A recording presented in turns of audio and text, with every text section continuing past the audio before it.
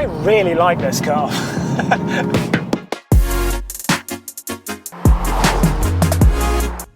And judging by the reaction on my Instagram, that will come as quite a surprise to some of you. True, I didn't like either of the previous iterations of the A45, but this one is rather different. What you probably already know about the A45S is that it costs an awful lot of money and it's extremely powerful, meaning it'll do 0 to 62 miles an hour in just 3.9 seconds. But the reason I like this car is not really because of what it'll do in a straight line. It's how it gets through the corners that's brilliant. As soon as you get into this, the steering just feels wonderfully accurate, but also lucid. There's a looseness to the whole chassis, a fluidity, I suppose, the way it gets down a piece of road that works particularly well in the UK on the average B road. It just lets you get into a stride and flow with the road. Even in its firmest suspension setting, because it's got the adaptive dampers, you still got a lovely amount of roll through the corners, so you can really use the weight balance, feel the weight transfer through corners. And that means that when you're driving quickly, not flat out, but just even when you're just cruising along, you can actually get into a really nice rhythm with the car, feel the way it moves through the road, through a corner. And then when you are driving quickly, it just gives you that much more ability to change the attitude of the car. It feels more mobile straight away. This being an AMG, there are of course many settings and a plethora of ways to adjust those settings. As with other AMGs, I found the easiest thing to do is set the individual mode to your preference, so manual gearbox, dynamic engine, loud exhaust, suspension soft, etc., and then you can simply toggle back and forth between max attack and comfort. There is, however, one particular setting that I should probably talk about, and that is the drift mode. We've seen drift modes in AMGs before, but this is not like the E63 where it renders the front drive shafts redundant. This car's drift mode is more akin to the Focus RS because there are a couple of clutch packs on the rear axle of this which can then shift the torque across that, and in the drift mode will shift all the torque to the outside wheel. It's not as artificial as the Focus though. This is much more natural feeling, so you can actually just feel like you can use the rear bias in the car, slide it perhaps neatly through a corner. The nice thing is that you don't actually need the drift mode for this A45S to be fun and feel rear biased. Whereas the previous generations always felt nose-led and rather flat-footed, this is a very different beast. Yes, it's heavy with a curb weight of over 1600 kilos, but certainly on the road, it really doesn't drive like a heavy car. Comfort? Well, it is pretty comfortable. There's quite a lot of road noise in this car, which comes from obviously the suspension, but also I think potentially the Michelin tyres. I've noticed Michelins in the past can have quite a bit of road noise, so that might be a reason. Aside from the road noise, the interior is a very nice place to be.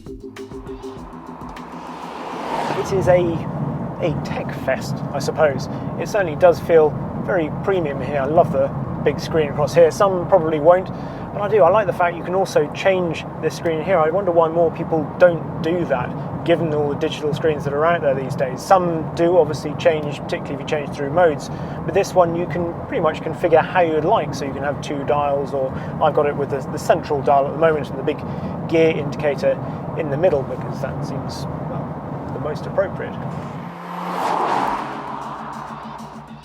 Of course, much as I like the tech, sometimes it can feel a little intrusive. Could you repeat your input, please? No, go away.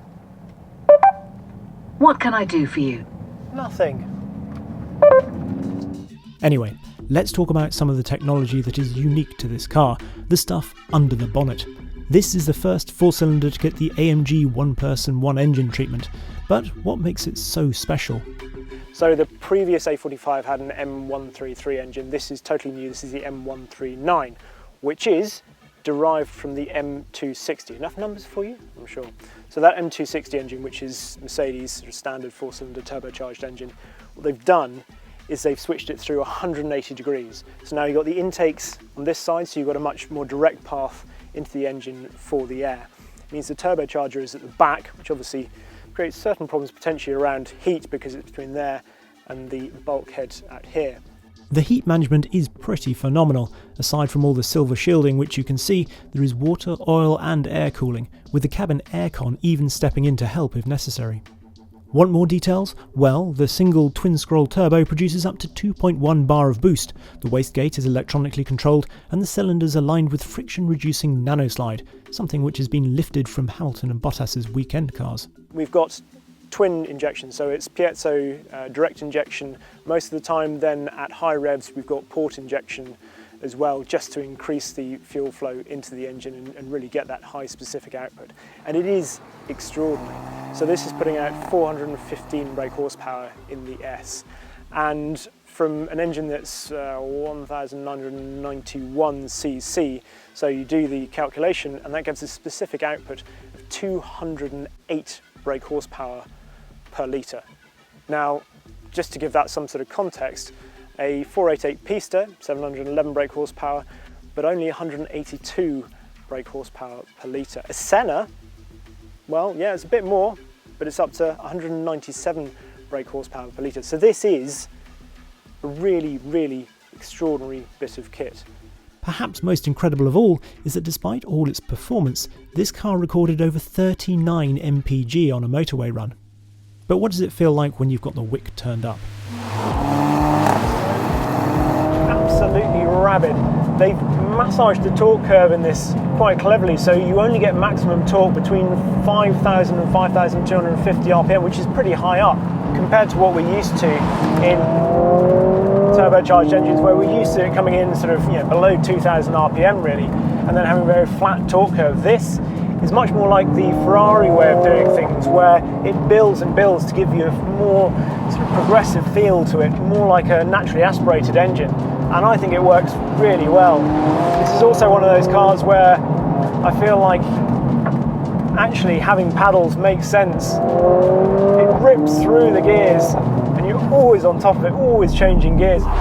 The whole car actually reminds me a bit of another frantic turbocharged 2-litre all-wheel drive practical car with a big wing and a seating position that is a touch too high. There's a clue in the t-shirt. The Mitsubishi Evo. No, this AMG doesn't have quite the freakish agility nor homologation pedigree of an Evo, but its savage cross-country pace and rear-biased all-wheel drive attitude does conjure up some of the same feelings. Perhaps the main reason that this isn't like a Mitsubishi Evo is the cost. This car, in this spec, is over £56,000. It's just over £50,000 as a base A45S. And that is an awful lot of money. I think it takes it out of hot hatch territory by quite a long margin. You wouldn't even bother comparing it to that, except that then, of course, what do you compare it to? For roughly the same money, a BMW M2 competition is purer. Or if you want really pure, you can have a full-on sports car like a Cayman S or an Alpine A110S. But then none of them are as practical. I mean, this has got a huge boot and obviously proper rear seats. Of course, there are swift premium SUVs like Porsche's Macan GTS, but they're SUVs. Audi's RS3 would be the obvious competitor, except we're between generations at the moment. I hope Ingolstadt has taken note of what our Fatterbach has done. It actually reminds me of another car that's much more expensive. The everyday supercar, the 911 Turbo. This has even got a turbo badge on it. So there we are, a hatchback incarnation of a 911 Turbo, sort of. I'm not going to claim it's perfect, but with its stonking engine, supple suspension and ability to engage you as it covers ground, all wrapped up in a practical body, it feels like quite the package. So, I'll say it again. I really, really like this car.